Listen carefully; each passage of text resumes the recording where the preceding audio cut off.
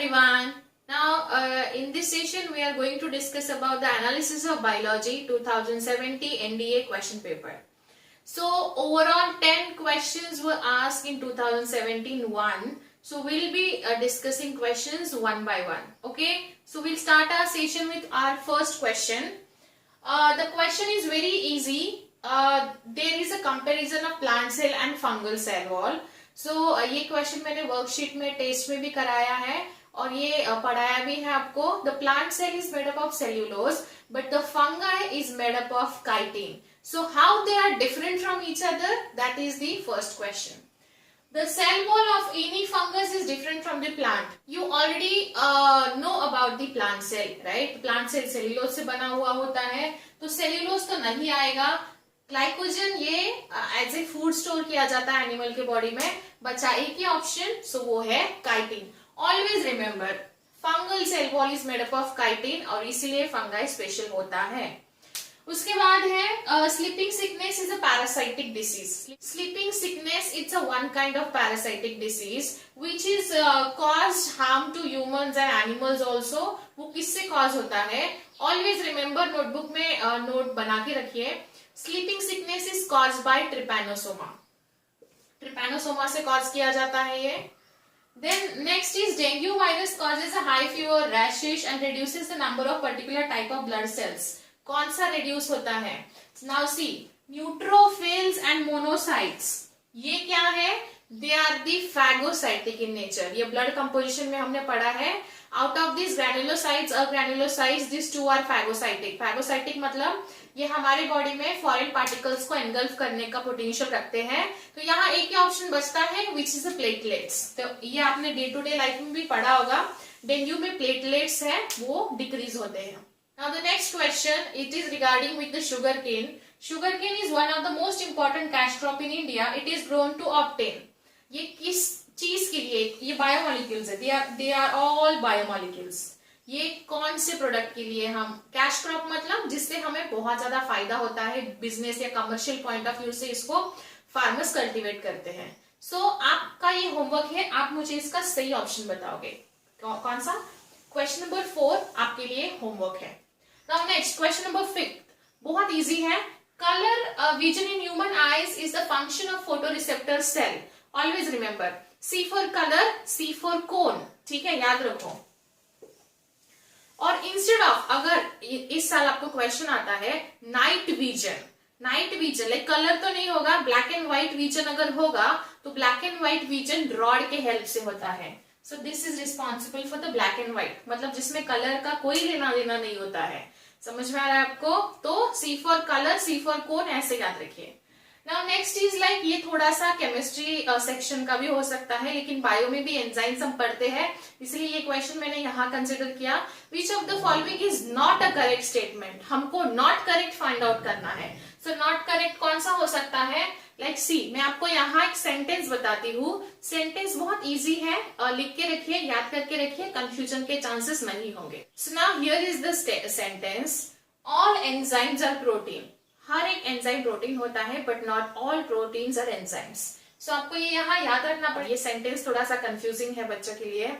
सो अगर हमें not correct ढूंढना है तो mostly enzymes are protein, glucose is a common carbohydrate, all fats are rich in compound, energy rich in compound. ये सारे सही है. हमको ये गलत लग रहा है, मतलब like this option seems to be incorrect for this question. So all proteins are enzymes नहीं. क्वेश्चन सेंटेंस क्या है? ये all enzymes are protein but all proteins are not enzyme. याद रखिए. Now next is the colorful part of the sunflower or marigold plant is. Colourful part जो आपको दिखाई देता है, कलरफुल मतलब it is nothing but the flower.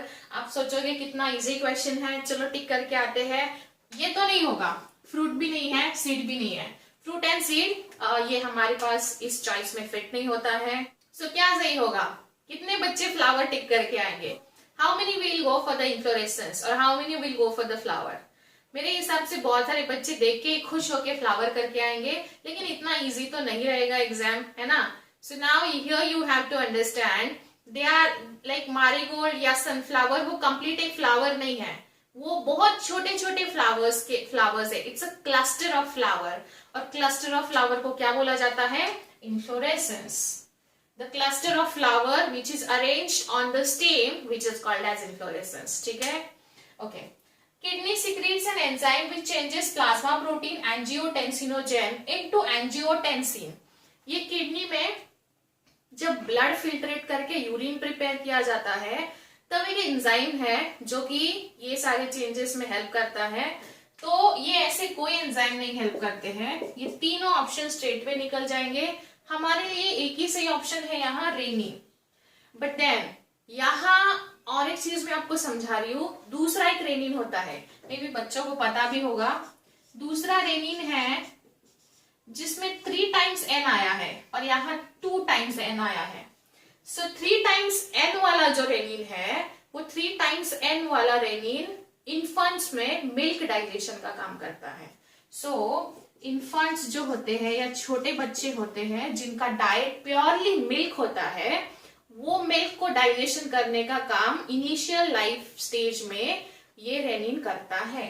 सो ये क्या करता है, मिल्क डाइजेशन. और ये 2N वाला रेनिन है, ये किडनी मतलब किडनी में यूरिन प्रिपेयर करने के लिए आपका हेल्प करेगा. ठीक है, क्वेश्चंस बहुत इजी थे, लेंदी नहीं थे. अभी और 2 क्वेश्चंस बचे हुए हैं, वो भी फटाफट पढ़ लेते हैं. Okay, now will quickly discuss remaining 2 questions and these questions were so easy. आप देख सकते हो ये आरबीसी वाला क्वेश्चन मैंने आपसे टेस्ट में पूछा था. इफ यू रिमेम्बर, आरबीसी अंदर से हॉलो होता है, it doesn't have anything inside it. ये अंदर से हॉलो होता है because it has to carry oxygen, so that ये अंदर से पूरा हॉलो होता है. इसमें माइटोकॉन्ड्रिया, न्यूक्लियस, रेटिकुलम कुछ भी नहीं होता है, ये अंदर से बिल्कुल खाली है. सो कौन सा ऑप्शन सही होता है? This one is correct for this question. Okay, this is a question which is a mixture of bio and physics. मैं ऐसा अज्यूम कर रही हूँ आपने लेंसेज फिजिक्स में पढ़े होंगे, तो मुझसे ज्यादा आप इस क्वेश्चन को अच्छे से डील कर पाओगे. सबको पता होगा कैटरैक्ट, कैटरैक्ट के लिए सर्जरी होता है. ठीक है, ये तो आपने डे टू डे लाइफ में सुना ही होगा. कैटरैक्ट के लिए सर्जरी है, मतलब D का 3 आने वाला है. इसका मतलब ये है आपके C and D straight way delete हो जाते हैं. Now here comes a very tricky part. अभी 2 ऑप्शन में अगर किसी को ये फार साइटनेस भी पता होगा तो कॉन्वेक्स लेंस होता है उसका जवाब, तो यहाँ दिया हुआ है. यहाँ दोनों में थोड़ा सा कंफ्यूजन क्रिएट करने की कोशिश की है, लेकिन दैट इज ऑल्सो लाइक कुछ बड़ी डील नहीं है. मायोपिया का कॉन्केव लेंस होता है. So understand one thing here, myopia जो नियर साइटनेस होता है उसमें कॉन्केव लेंस यूज होता है. सो C का अगर 1 है तो पहला ऑप्शन आपका सही आता है. ठीक है, सो ऑप्शंस को डिलीट करना सीखिए, बहुत इजी है क्वेश्चन पेपर्स में बायो के क्वेश्चन.